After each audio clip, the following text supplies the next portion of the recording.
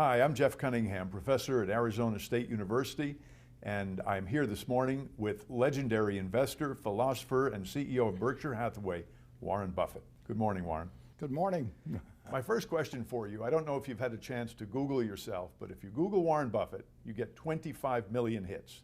And my question is, you're a sitting CEO, you're wealthier than Midas, but everybody thinks you're a champ. How do you do that? Well, I don't know about that. I think when you get older, they forgive a lot of things. So I think if I ever make it up to George Burns' age or something, and I just have a cigar in my mouth, and people will really love me then. You're arguably the most interviewed CEO in history. Is it your ability to communicate that comes from instinct, or is it something you've learned over the years? Well, I certainly learned to speak in public at one time. I was terrified of speaking in public when I was in high school. I avoided any class that would require it, and in college. And then I finally signed up for a Dale Carnegie course. When I got out of school, I realized I had to talk to people, and I spent $100. I got this little diploma.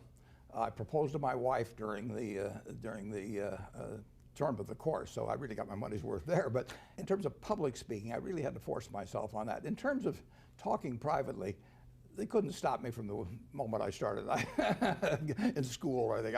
I've always liked to talk. How do you keep up with all the media and information that goes on in our crazy world and in your world of Berkshire Hathaway? What's your media routine? I just read and read and read. I probably read 5 to 6 hours a day. I don't read as fast now as when I was younger, but I read 5 daily newspapers. I read a fair number of magazines. I read 10Ks, I read annual reports, and I read a lot of other things too. So I've always enjoyed reading. I love reading biographies, for example. You process information very quickly. Well, I have some filters in my mind. So if somebody calls me about an investment in a business or an investment in securities, I usually know in 2 or 3 minutes whether I have an interest. And I don't waste any time with the ones in which I don't have an interest. I always worry a little bit about even appearing rude, because I can tell very, very, very quickly whether it's going to be something that's will lead to something, or whether it's it's just a half an hour or 2 hours of chatter. When I think you wrote in an annual report, it was in 2009, speaking about the country, about the economy, we are certain, for example, that the economy will be in shambles throughout this year. The problem was that wasn't the complete quote. It led the impression that you were unduly pessimistic about the country. How did you respond to that? Yeah, well, I wasn't at all pessimistic about the country. In fact, I wrote an op-ed piece for the New York Times in October of 2008, just when the world was kind of falling apart. And I said the world is going to fall apart for a while, but don't worry about it. We're going to come out fine on the other side. And I said, buy stocks. And I've never been pessimistic about the United States. I bought my first stock in the spring of 1942. I was 11, and if you remember, you don't remember. No one watching this will remember. But we were losing the war at that time, and we were getting totally creamed in the South Pacific, and the Philippines fell, and the Death March at Bataan, and all of that sort of thing. It was not until the Battle of Midway, which was a little later, that things started turning around. But I was optimistic on the country then, and I've been optimistic on the country ever since. And incidentally, the Dow Jones average then was 117,000 now. No one has ever been a success betting against America since 1776, and they're not going to be a success in the future doing it either. I know when the Dow hit 1,000, it was a moment of euphoria. Yet, if I'm not mistaken, you plowed in and you even raised more funds. Has the Dow ever felt to you like it was way too frothy? There were a couple of times when it looked too frothy to me, but that's in 50 years. And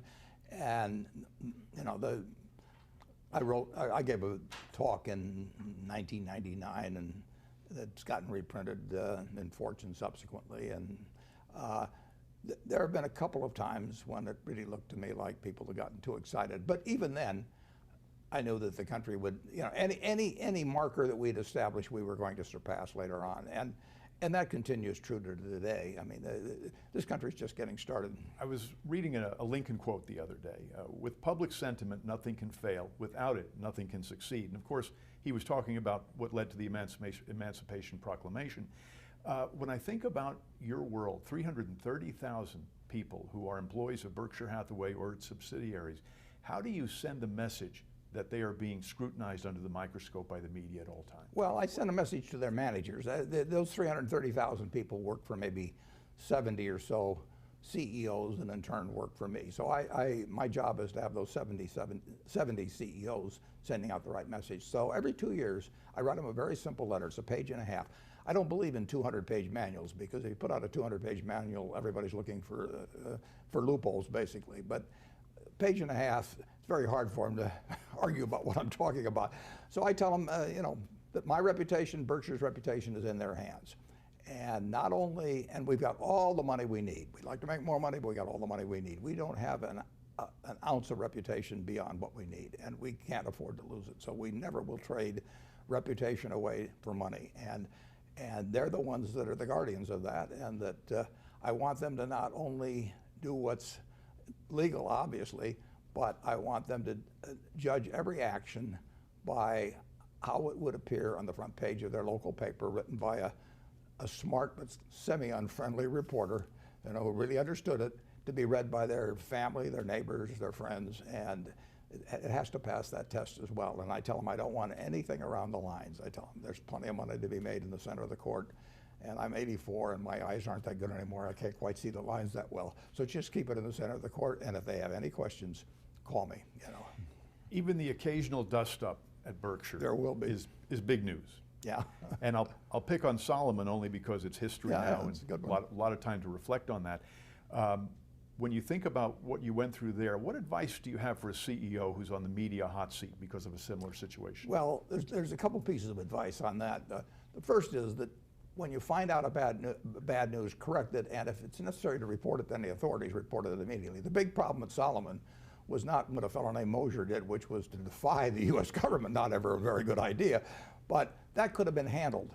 But he reported it, he didn't report it. John Merriweather, his supervisor, picked up on it in late April of 1991 and went to the president and the chairman and the chief legal counsel of Solomon and said, here's what this fellow Mosier's been doing. And they all agreed it was wrong. They all agreed it was reportable to the Federal Reserve promptly. And unfortunately, nobody did anything. And then in the middle of May, Mosier went out and did it again. And now you got a terrible problem, because you knew the guy was a bad actor a few weeks earlier, and you hadn't reported it, and now that compounded there, and then you're in a real pickle. So when you find bad news, I say get it right, get it fast, get it out, get it over, and get it right is important.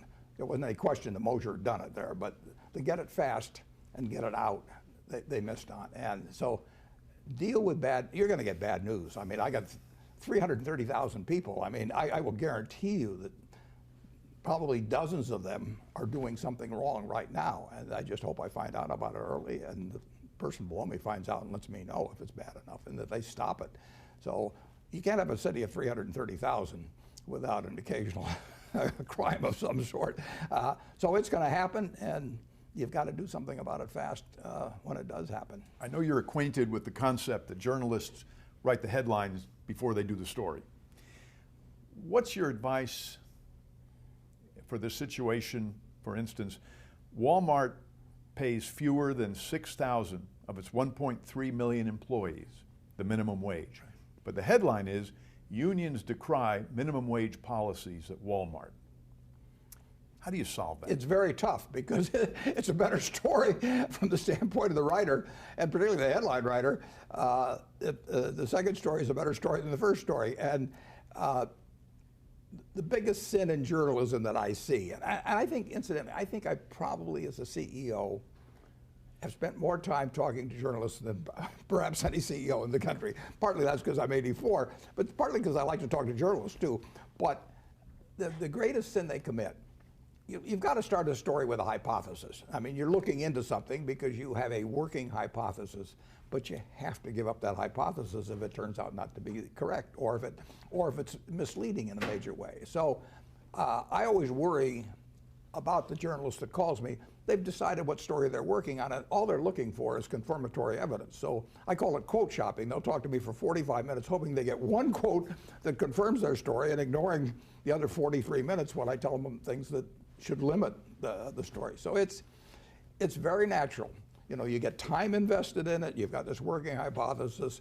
you know, terrible what Walmart does with their employees or whatever it may be. And you may have some people who have an interest in it feeding you a lot of material along that line. And once you've invested a lot of hours and your editor knows you've invested a lot of hours, maybe it was the editor's working hypothesis to start with. Now you got to go back and tell him he's wrong or her. I mean, there's a lot of momentum toward a bad story. There's a lot of momentum toward a good story too. But you have to be able as a writer to say, my hypothesis is no longer correct. And all it was a hypothesis. That's no sin to say that, but it's hard to do. You're referring to what almost feels like ego on the part of the journalist, but there's also the question of an anti-business bias. And I'll just pick on a headline. Billions of penalties later, Dimon, the chairman of JP Morgan, gets a raise. But the truth was that there were billions of penalties, there were fines, there were cuts in salary, the company was turned around, and the salary was restored. Is that too much to ask of a headline writer? Well, I always worry about the headline writers. Of course, the reporter always says, well, I don't write the headlines. And I ask reporters occasionally, I say, you may not write the headline, but before the story runs, you should at least be okay with the headline. I want you to be able to tell me after the story runs that you were okay with the headline, because the headline is what 10 times as many people are going to carry around in their mind later on as the story. So don't tell me you're absolved of everything because you don't write the headlines. And good reporters will do that, incidentally. They don't write the headlines. I know that. But if they feel the headline misrepresents their story, then they've got an obligation to complain to the editor. But going back to the Dimon example, I mean, you know, most of the things that JP Morgan got penalized for were acts at WAMU, which they took over, or Bear Stearns, which they took over. At the time they took over those two institutions, the United States government was on their knees begging them to do it, basically, through the various agencies. I mean, they were doing something that was a public service. That doesn't mean they didn't think they'd benefit by it, but they were totally following through on something that the government wanted to have happen very badly. And they picked up, unfortunately, they wrote those contracts very fast, and they picked up the sins of those organizations which they had nothing to do with. Now, that doesn't mean that JP Morgan hasn't gotten fined for some things they did as well. But overwhelmingly, those were huge fines from the past. And when the government wants to levy a fine, you just salute and smile and say, do it again. You know, basically, we got fined $290 million at Solomon. If the figure had been 100 million, if it had been 500, there was nothing I could do about it. I had to agree to it, and that's just the way it is. So it could be a little tough, and Jamie Dimon has done a terrific job of running JP Morgan. It was very fortunate for the United States citizens that Jamie Dimon was running JP Morgan during the financial panic. It is true that one reason, we won't necessarily call it haste, but one reason for urgency was the companies they were buying were melting down. They were gone. They'd already melted down. They may not have known it, but they were gone. And they were important institutions. And WAMU came along right after Wachovia, after Freddie Mac and Fannie Mae, and all the dominoes were toppling. And here was another very big domino. And the FDIC could have taken it on, but there would have a lot of problems connected with that. And JP Morgan stepped up. The FDIC did get involved, but believe me, the panic of 2008 would have been far worse if JP Morgan hadn't been there and Jamie Dimon hadn't been running it. There's a media example that hits a little closer to home. You were quoted as being very interested and dramatically changing your opinion on a compensation issue, but that you didn't divulge it to the board. I'm wondering if that was just a misquote or bad fact-checking.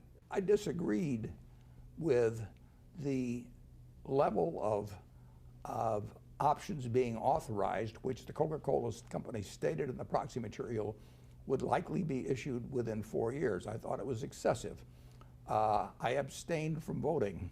I announced my abstention after the vote. I did not want to be leading a proxy contest or anything of the sort. I think the management of Coca-Cola is first class. I think they got some difficult problems to take on, but I think they've got some tremendous assets working for them as well. And I thought that they're very decent people, and I thought if they were reasoned with and talked to, that they might well change things, and they have. I mean, they've dramatically changed that plan so that instead of over 4 years, it'll be over 12 years. Well, that's cutting it by 2/3. The chairman of the compensation committee is a very first-class person, very smart. She picked up on all the points on it, and they made the changes. So the abstention accomplished something very significant for Coca-Cola shareholders. The board of Berkshire wasn't involved with it. I mean, basically, we talked about it afterwards, and they approved of both the abstention and my suggestions to the Coca-Cola board.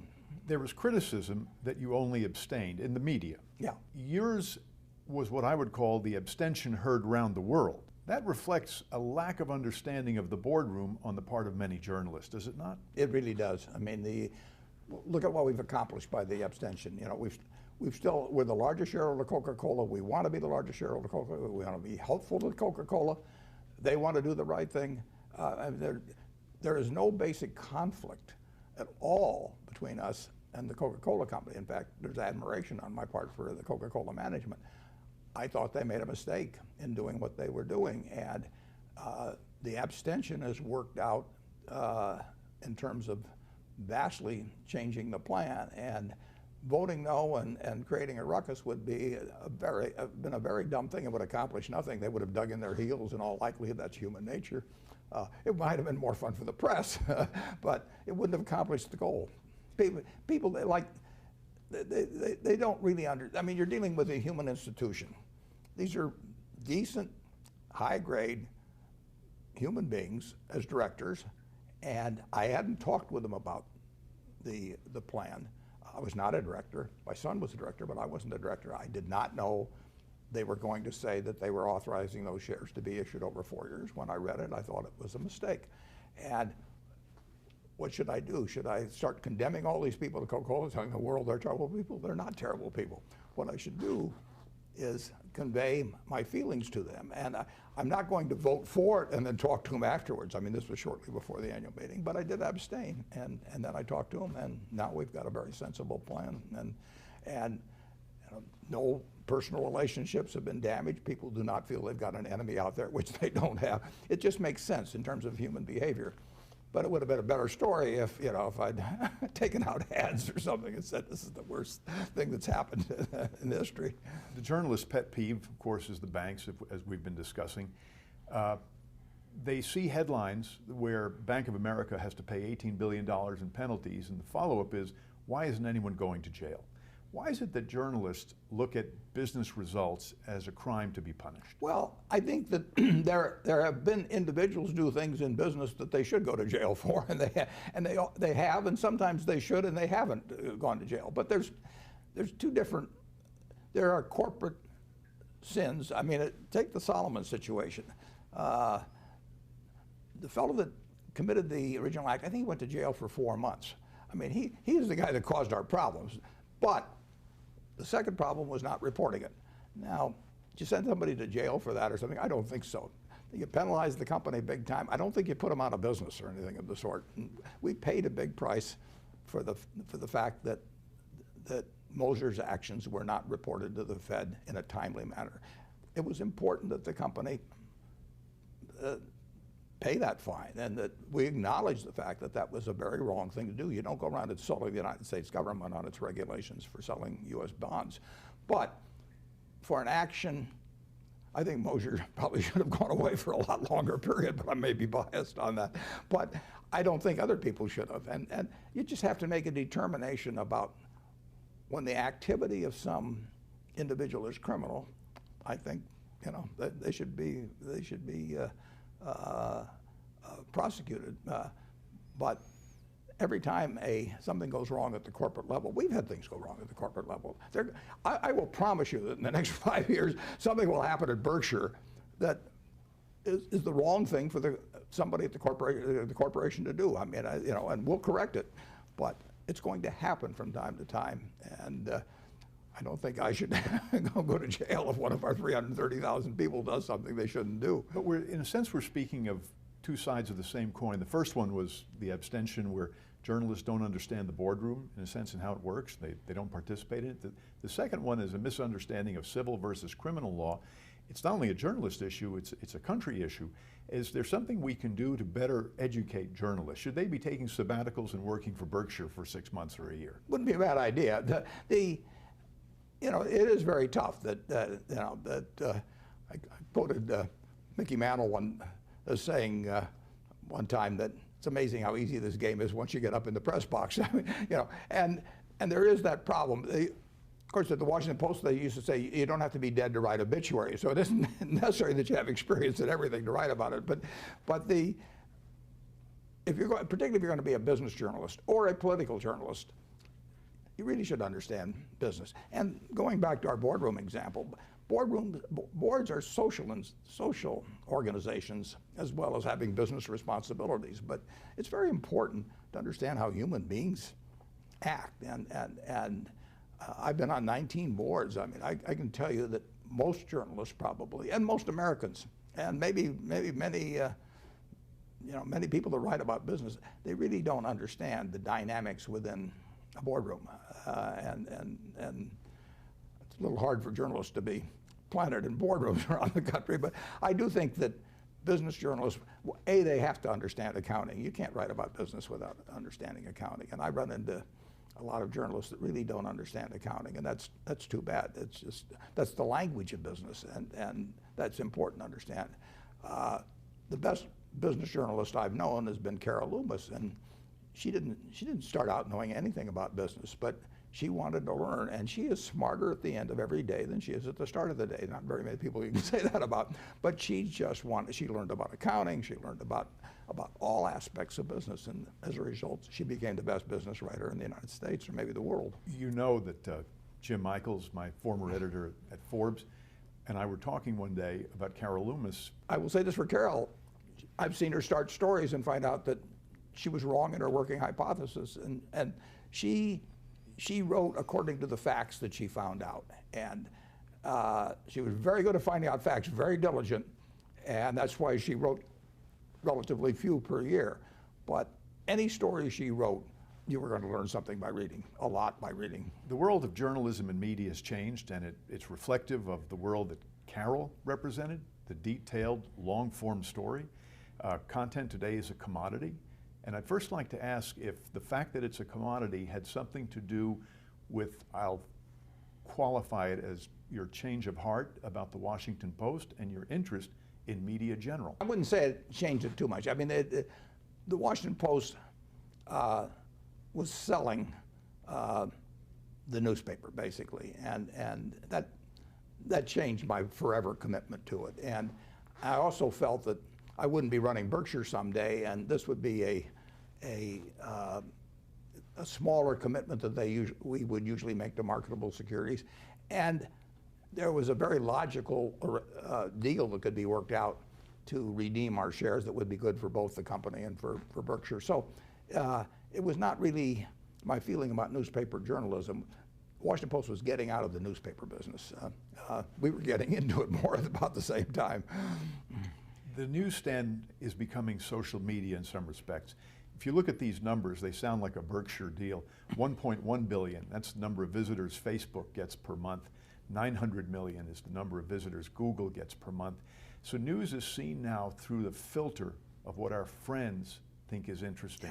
Yeah. Everybody's a reporter. How does that play out for us? Well, it's really changed the world big time, and you can see it, you know, in daily newspaper circulation in the United States. I guess there's maybe 1,400 or so daily papers left. There were 1,700 not so long ago.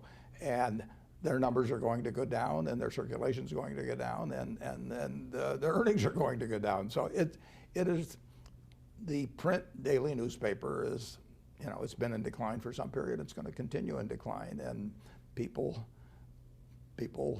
with their computers, you know, with their mobile phones, whatever it is, they get things instantly. I mean, I used to have to wait till the next day to look at the box score of, you know, what the Cardinals did the night before, and you know, find out how Musial had hit and everything. And now I can go to ESPN.com and, you know, get it play by play. So the world has really changed, and people are, you know, they have gotten used to and demand instant reporting, basically. And that means that they get a lot of stuff before the facts are out, but it means they get the facts very quickly too.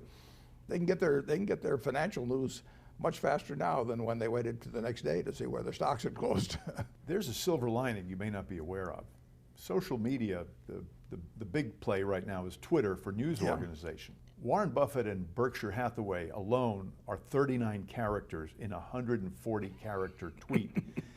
But your partner, Charlie Munger, is primarily grunting, and so he only takes up 2 or 3 characters. He's a valuable asset in the social media world. He's essential. The key to our communication strategy. I still love long-form journalism. You can argue that a 10K is really long-form journalism, and that's how I get my information. How does Berkshire deal with social media, or do you ignore it? We pretty much ignore it. If you look at our webpage, for example, I mean, we came up with it 20 years ago. It's the same thing. It actually represents what we are. Now, we communicate with our shareholders more than any other company that I know of. I mean, I've just gotten through writing the 2014 annual report. 20,000 words, and those are my words. They're not some investor relations department or public relations department. They're not part of a sales document. We fell on our face in one respect last year, and I talk about it. I try to write that as exactly as I would write it to my sisters, assuming that they had virtually all of their net worth in Berkshire. They were interested in it, but they didn't follow it day by day, and they want to know what I think and what went wrong and what's going right and how I think the world will develop and a whole bunch of things. So we want to communicate directly with people, and I really feel that if you want to talk to people honestly about a subject in which they care about, certainly they care about their money, they'll listen. I mean, I do not worry about the number of words when I write that report. I worry about telling them the things I'd want to know if our positions were reversed and they were telling me about my investment. In some respects, you anticipated the social media world. You mentioned earlier in our conversation the page-and-a-half memo that you send to your leadership every 2 years. The operative term today is TLDR, too long, didn't read. And you understood that if things were too long, people wouldn't read it a long time ago. So in some respects, you've seen where social media is going and you anticipated it. Well, perhaps, but I also want to make it short because there's really only a few fundamental ideas I want to give those managers, and I want to make sure that they don't get lost on page 83 or something of the sort. People usually can't absorb 15 or 20 messages. But in terms of writing about Berkshire or talking about it, I feel we want to give people every bit of information that I would like to receive if I were on the other end. It reminds me, I spent some time with Mark McCormick, who's the founder of IMG, the famous sports management company. What you didn't learn at the Harvard Business School. Exactly. Yale Law School, though. Yeah. He put a contract together, and his legal team got back to him, and he sent back a note with crayon on the top. This is too over-lawyered. Get it back to me in 1 page. And this is coming from a lawyer. Do you find that we're over-lawyered these days in communications? I'm enclosing in our annual report this year the 1.5-page contract we used to buy National Indemnity for $8.6 million. National Indemnity now is the largest insurance company in the world by net worth, and it was 1.5 pages.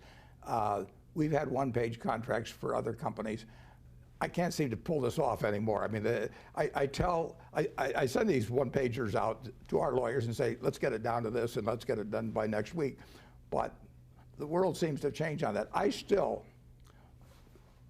would go for the 1-page contract. You know, I like to deal with people where I feel a 1-page contract will do the job. If I have to have 50 pages in there to protect me against the guy I'm dealing with, I'll always wonder whether I needed 51. Just as an aside, I think National Indemnity was your first foray into the insurance business. It's a deal that you chased, and I believe you overpaid for it. Well, I hope the seller feels that way. Who were the greatest business editors, do you feel, in the time that you've been observing the scene? And in their passing, have we lost something? Jim Michaels was an incredible editor. I mean, he could put out the whole magazine, and he proved every story he edited, and he edited them all. It was improved by his touch. Barney Kilgore was a sensational editor. I mean, he envisioned a world defined by interest rather than by geography. So he took a daily newspaper and said, I'm not trying to make this interesting you know, because you live in Omaha or you live in Peoria. I'm going to make it interesting because you live in the city of business. And he created, you know, a fantastic paper. Ben Bradley was a great editor, not a business editor, but he was a great editor. But, I think you'll see other great editors in the future. You know, the talent required for being a great editor has not been extinguished now. So maybe the formats have been reduced to which that editor can apply his talents or her talents, but I think you'll see other great ones. Do you think in terms of the media we're going through a transitional era and we'll end up in a rational place, or will we see pictures of movie star selfies and cats on the front page of the New York Times? Well, I don't think we'll see him on the front page of the New York Times, but we'll see him every place else. People, you know, that's why People Magazine became the most profitable magazine you know, maybe in the world, certainly in the United States, by quite a margin. You know, Fortune magazine was still turning out things that I love to read, but it was People that sold. No, unfortunately, I think the great majority of people are going to like things very, very brief. They're going to like personalities. You know, but there will be people also that care about more in-depth journalism. I was reading Robert Redford was quoted that he created Sundance because the studios were doing things for the young kids, Transformers and science fiction, and he wanted a place to do independent movies. Do you think the same thing applies to the media in the examples that you just gave, that there'll be an independent flourishing? Well, there will be first-class journalism in institutions devoted to that, or publications devoted to that, and there is a big enough market for that. It's not where most of the money will be, and money will drive what the public sees. Any parting advice before the end of our interview for the journalism student? I think it's wonderful. If I didn't do what I do in my life, I would want to be a journalist. I mean, I consider myself a journalist to some extent. I assign myself a story. I say, is the Washington Post Company worth $22 a share in 1973? I say, you know, is the BNSF Railroad worth us paying $34 billion? I assign myself the story. It's my working hypothesis that it is, but then I go and look for the facts, and I try not to be selective about the facts that I use as input. So journalism, it's fascinating. You know, I love it. I would say that A, you should always observe that rule about not letting the hypothesis determine the story. B, you've got to learn. You've got to learn about accounting. You've got to learn about how business works if we're talking about business journalism. And you can always get smarter. And if you do the right kind of a job, you will attract the right kind of sources. I mean, you know, I am a source for certain journalists, and the reason I am is because I admire their work, and you know, the others get no place with me. So it's very important to, if you want to become a great journalist, you know, to behave like one as you go along, and then all the other pieces will fall into place. And you want to have a curiosity about business. You know, there are so many good stories that haven't been written yet, a few of them which I know. And so you couldn't be working in a better area. And there's always going to be business. Business is always going to be important to the body politic as well as be interesting to a lot of readers. And if there are so few that are good, that you're going to stand out if you really work at it. One last question. You're expecting 40,000 at this year's annual meeting? I wouldn't be surprised if we topped that, yeah. This is your own social media gathering, you know that. The annual meeting has become a media frenzy, yet you've managed to maintain a common touch. Do you attribute that secretly to your ukulele playing? No, I think I attribute it to the fact that I promised the crowd I won't play the ukulele. That's why they come. Break a little, that's the story.